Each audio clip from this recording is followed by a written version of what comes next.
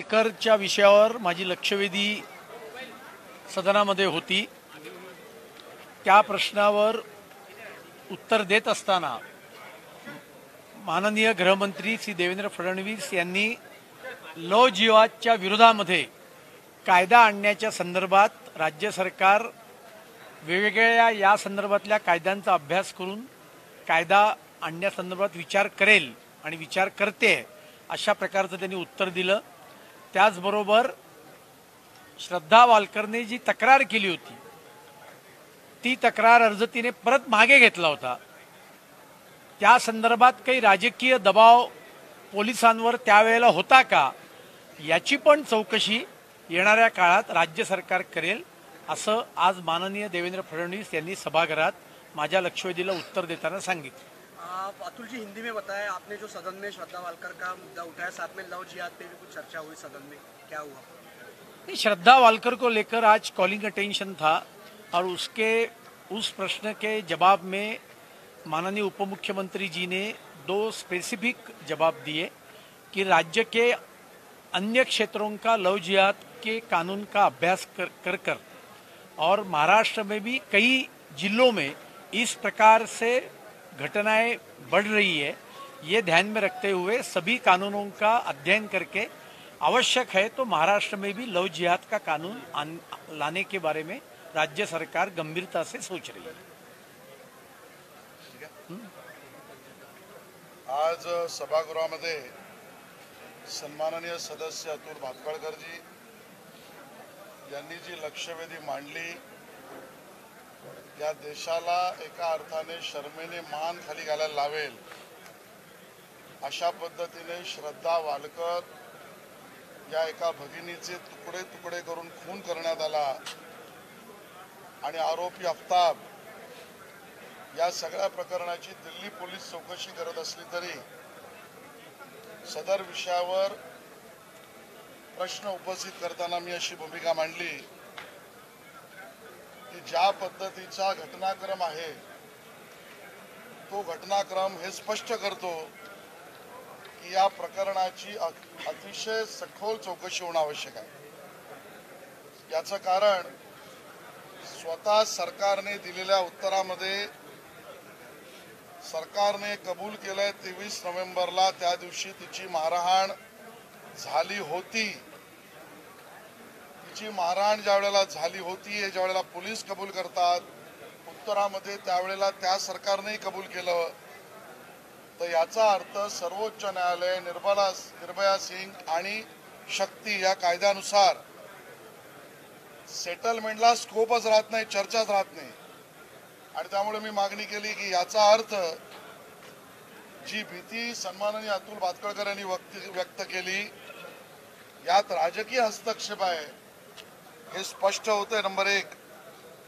Number 2, 1 महिना दिरंगाई त्या तक्रारीनंतर तिची तक्रार मागे घेण्याच्या समजुतीच्या प्रकरणात 1 महिन्याची दिरंगाई आहे आणि नंबर 3, प्रत्यक्ष अर्ज मागे घेण्याच्या त्या जबाबामध्ये ज्या तारखा डिसेंबर 19 तारखेच्या लिहिल्या आहेत त्याच्यात खाडाखोड आहे। याचा अर्थ तक्रार मागे घेणाऱ्या जबाबामध्ये खाडाखोड, 1 महिन्याची दिरंगाई आणि प्रत्यक्षामध्ये जे प्रकरण समजूतदारीचं असूच शकत नाही, गुन्हा रजिस्टर करणारच आहे त्यामध्ये सेटलमेंट, त्यामुळे याची व्याप्ती मोठी आहे आणि म्हणून विशेष अधिकाऱ्यांची पथक चौकशीसाठी नियुक्त करावा अशी मागणी मी केली।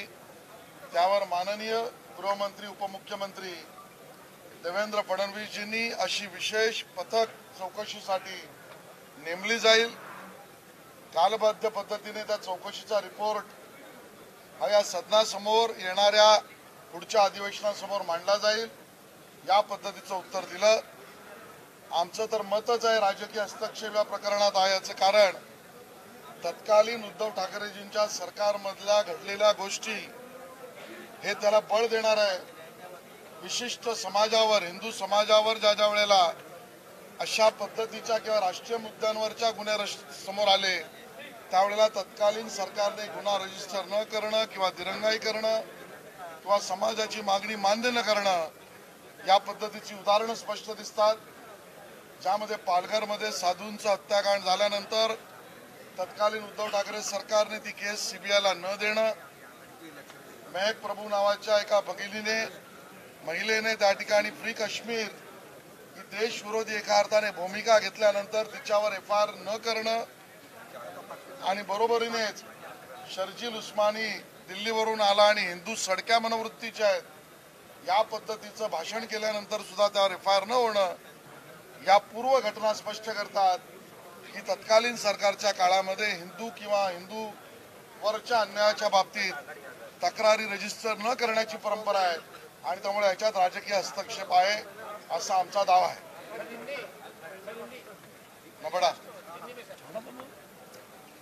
आज सदन में सम्माननीय सदस्य अतुल भातखळकर जी ने एक कॉलिंग अटेंशन मोशन मूव किया और उसमें पूरा देश जिस घटना से शर्म के मारे उसकी गर्दन झुक जाए इस प्रकार का मर्डर ये श्रद्धा वालकर इस बहन का आफ्ताब नाम के आरोपी ने किया और उस विषय पर जो लक्ष्यवेधी कॉलिंग अटेंशन था उस पर मैंने सदन में सवाल उठाया और मैंने मांग की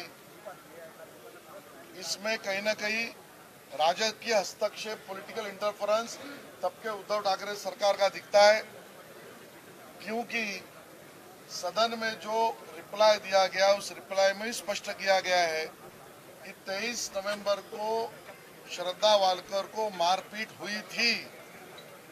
ये प्रश्नांकित नहीं है, ये जब मारपीट हुई थी तब उसके बाद कोई मौका ही नहीं बचता कि FIR रजिस्टर ही करना पड़ेगा। सुप्रीम कोर्ट के जजमेंट से, निर्भया का जजमेंट है, शक्ति कानून है, बावजूद उसके तत्कालीन पुलिस के डिपार्टमेंट ने इसमें सेटलमेंट की बातें की है, उसमें राजकीय दबाव क्यों था? हमने इस बात को भी सदन में उजागर किया है कि सेटलमेंट वाला यह प्रकरण नहीं था, इस पे FIR तभी भी होना चाहिए था, नहीं हुआ। नंबर 2, 1 महीना सेटलमेंट की बातचीत चली है। नंबर 3, सेटलमेंट के लिए जो स्टेटमेंट लिया गया उस स्टेटमेंट में भी तारीख लिखते समय कहीं ना कहीं वहां पर ओवर राइटिंग किया गया है। ये तीनों चीजें स्पष्ट करती है कि यहाँ पर कुछ न कुछ पुलिस पर दबाव था या पुलिस की कार्रवाई सही नहीं थी और उसकी जांच करने के लिए स्पेशल ऑफिसर्स का यानी पथक नियुक्त किया जाए और उस प्रकार की हमारी मांग माननीय गृह मंत्री और उप मुख्यमंत्री देवेंद्र जी ने मान्य कर ली और विशेष स्पेशल ऑफिसर्स का स्क्वाड इस पर इंक्वायरी करेगी और अगले सदन के पहले इसका रिपोर्ट देगी।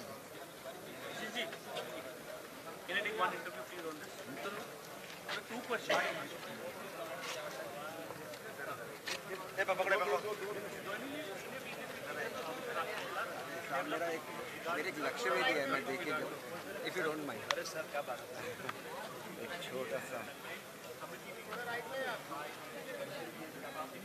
नहीं मेरा लक्ष्य में दिया है।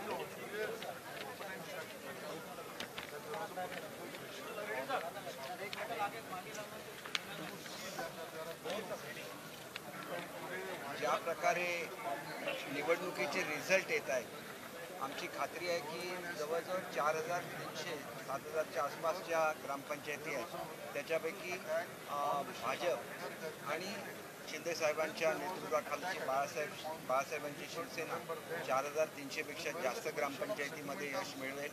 या ग्रामपंचायतीच्या निवडणुका या चिन्हावर होत नसतात आणि त्याच्यामुळे अनेक लोक चुकीचे जे दावे करतात, मागच्या वेळेला सुद्धा आम्ही दाखवून दिलेलं होतं की जेवढा दावा करण्यात आला त्याचे दुप्पट आमचे सरपंच निवडून आलेले होते आणि भाजपचे सुद्धा आलेले होते। पुन्हा एकदा आम्ही सिद्ध करून दाखवू। आज विधानसभेमध्ये जे कामकाज सुरू आहे त्या संदर्भात मला एवढंच सांगायचं आहे की विदर्भाचं निवडणूक जे अधिवेशन असतं, नागपूरचं जे अधिवेशन असतं, हे विदर्भाच्या जनतेला न्याय मिळावा या दृष्टीने फार महत्त्वाचं असतं आणि अशा वेळेला कुठल्याही परिस्थितीमध्ये हे अधिवेशनाचं कामकाज पूर्ण वेळ चालावं अशी शासनाची इच्छा आहे आणि त्याच्यासाठी जर असं चाललं नाही तर जे निर्णय घ्यायचे असतात सरकारला, विशेषतः विदर्भाच्या संदर्भात, त्याला सुद्धा कुठेतरी बाधा निर्माण होते।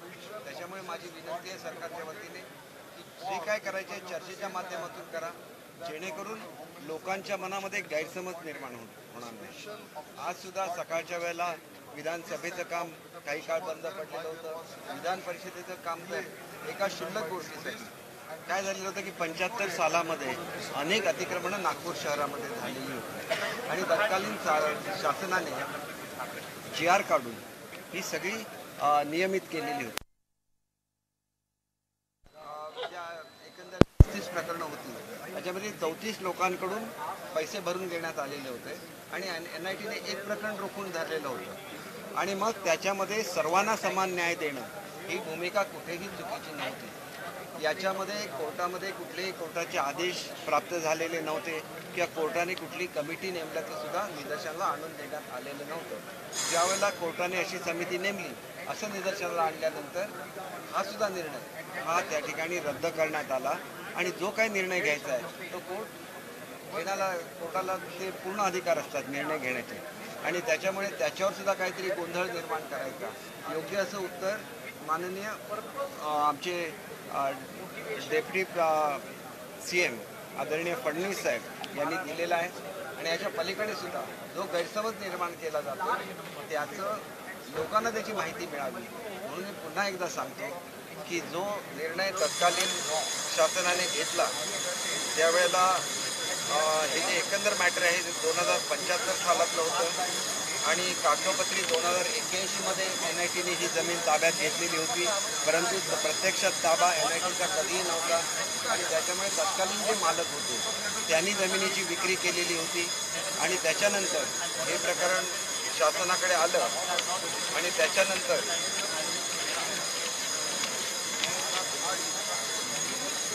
2007मध्ये गुंठेवारीचा निर्णय झालेला होता आणि ह्या निर्णयाप्रमाणे त्याच अनुषंगाने जे निर्णय घेण्यात आले होते त्या 35 प्लॉटपैकी हा एक प्लॉट होता ही परिस्थिती आहे आणि त्याच्यामुळे सर्वांना समान न्याय देणं हे जर चुकीचं असेल तर आता त्या सरकारने हे सुद्धा जाहीर केलं आहे की संपूर्ण महाराष्ट्रामध्ये गुंठेवारी पद्धतीने जमिनी ज्या ठिकाणी अतिक्रमण झालेलं आहे त्या सर्वसामान्य लोकांना दिल्या जातील. हे सर्वसामान्य लोकांना न्याय देणारं सरकार आहे आणि त्याच्यामुळे कुठल्याही प्रकरणामध्ये लोकांच्या समोर चुकीचं चित्र नेण्याचा जो प्रयत्न विरोधकातून चाललेला आहे हा पूर्णपणे चुकीचा आहे आणि ह्याच्यासाठी सर्व डॉक्युमेंट हे आमच्याकडे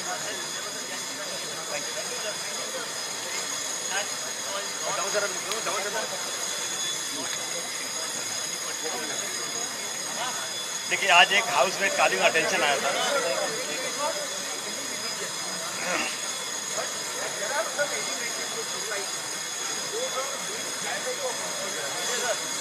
हाउस में एक काली का टेंशन आया था जिसमें श्रद्धा के बारे में बात हुई.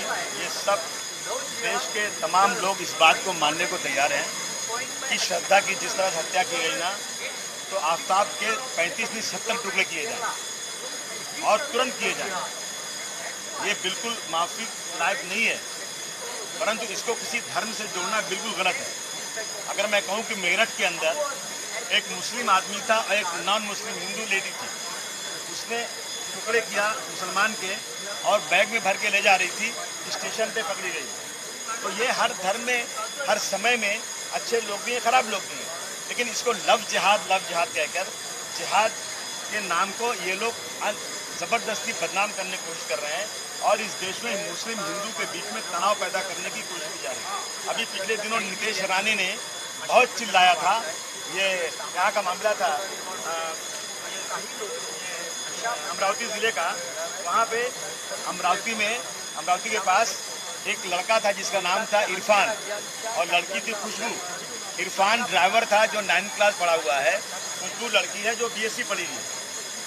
मैं इसकी तह तक गया हूँ, सच्चाई सबको मालूम है, लेकिन इसको हिंदू मुस्लिम बनाया जा रहा है. खुशबू लड़की हिंदू थी, इमरान मुस्लिम था, दोनों में 5 सालों से आना जाना था, 5 सालों से मोहब्बत थी और ये कोई नई बात नहीं है. हज़ारों मुस्लिम लड़कियां हिंदुओं से शादी की, मैं नाम गिना सकता हूँ. हज़ारों हिंदुओं ने मुस्लिमों ने हिंदुओं शादी किया है. 18 साल की उम्र के बाद कोई भी कहीं जाकर शादी कर सकता है. तो ये 5 साल तक मोहब्बत थी. लड़की भी लड़के घर आती थी, लड़का भी लड़के घर जाता था. लेकिन जिस दिन इन्होंने शादी किया और समाज के वो लोग जो हिंदू मुस्लिम को बांटना चाहते हैं वो आज बहुत दंदनाते फिर रहे हैं, पूरे देश में जो चाहे कर लेते हैं। वो लोग उस लड़के के घर पे गए और लड़के के बाप को, भाई को दबाव डाला कि बुलाओ उनको वहाँ से। वो बुलाए गए तो लड़की को ये दबाव डाल दिया गया कि तुम ये कह दो कि ये लड़का हिंदू बन के शादी किया है, मैं नहीं जानता कि ये मुसलमान है। और ये मामला इतना उठाया गया। सच्चाई अगर मालूम की जाए तो ये गलत बात है। ये इस तरह की बातें लाकर हिंदू मुस्लिम में जो बंटवारा किया जा रहा है ना, वो बिल्कुल ठीक नहीं है। और लव जिहाद जो लफ्ज़ है, मैंने कहा उप मुख्यमंत्री से, डिप्टी चीफ मिनिस्टर से कि लव जिहाद पर मैं आपको कई 100 किताबें दे सकता हूँ। जिहाद के ऊपर, लव जिहाद नहीं, जिहाद के ऊपर कई किताबें दे सकता हूँ। और जिहाद is a very respected love. आप इसको इस तरह से इस्तेमाल मत कीजिए। पूरे देश में मैं मीडिया से पूछता हूँ कि कौन सा संगठन है या कौन सा मुसलमानों का संगठन है जो चिल्ला कर ये कहता हो आओ हिंदू की लड़कियों से शादी करो, इनको मुसलमान बनाओ। मुझे एक दिखा दो। लेकिन मैं आपको एक नहीं 50 जगह दिखाऊंगा कि एक समुदाय के लोग खुलेआम कहते हैं कि हम 2100 जोड़े मुस्लिम लड़कियों के बेटी बचाओ और बहू लाओ के नाम से मुस्लिम लड़कियों को लाएंगे, इनको हम हिंदू बनाएंगे और जो करेगा उसको 2000 रुपया दें, 2 लाख रुपया देंगे। खुलेआम कह रहे हैं। उसके बाद बदनाम मुसलमानों किया जा रहा है। इस तरह की चीजें लाकर हिंदू मुस्लिम को टकराव करने की कोशिश की जा रही है। अभी आज भी मैं कहूं कि नाजिया आरिफ शेख 16 साल उम्र उसकी है, वैभव किशन राव के ऊपर कंप्लेन है। यह है चंदूर रेलवे में अमरावती में 28/5/22 से कंप्लेन हुई है। आज तक लड़की नहीं मिली। लड़के को लाने के लिए कुछ दबाव नहीं डाला जा रहा है। लेकिन अगर यही लड़की हिंदू होती और लड़का मुस्लिम होता तो लोग जाकर पुलिस स्टेशन में बैठते, लड़के के घर वालों को मारते और एक दिन में हाजिर करा देते। लेकिन आज ये गरीब है और माइनॉरिटी के लोग हैं, बेसहारा हैं। इसकी लड़की को 28/5/22 से आज तक हाजिर नहीं किया जा रहा है। दूसरा मामला सुमैया 15 साल की लड़की, विपिन जायसवाल के ऊपर कंप्लेन है। 14/5/21 से मानपुर पुलिस स्टेशन मुंबई में लड़की गायब है और ये कहा जा रहा है लड़के के घर वाले कहते हैं कि लड़का किसी कंपनी में काम करने गया है। क्या हम किराया देते हैं आपको, लड़के को बुला दो, हमारे खर्चे में बुला दो। अगर लड़का लड़की को नहीं लेकर गया है, जिस दिन से लड़की गायब है उस दिन से लड़का भी गायब है। लेकिन आज ये हो गया 14 मई 2021 से गायब, आज तक लड़की को हाजिर नहीं किया गया। लेकिन किसी को इसकी चर्चा की जरूरत नहीं है। लेकिन अगर ये समुदाय, अगर ये लड़की हिंदू की होती तो 3 दिन में मसला हल हो जाता। ये इस देश में हो रहा है। ये देश के लिए बहुत हानिकारक है। लव जिहाद नाम की कोई कमेटी नहीं है। ये जबरदस्ती हिंदू मुसलमानों को लड़ाने का काम किया जा रहा है। मेरी मांग है कि इन चीजों को खत्म किया जाए। अब एक कमेटी बनने जा रही है जो इनको सुपरवाइज करेगी, चेक करेगी कौन सा क्या है। देखिए 18 साल की उम्र के बाद कोई भी शादी नहीं कर सकता, अपनी मर्जी से कर रहा है।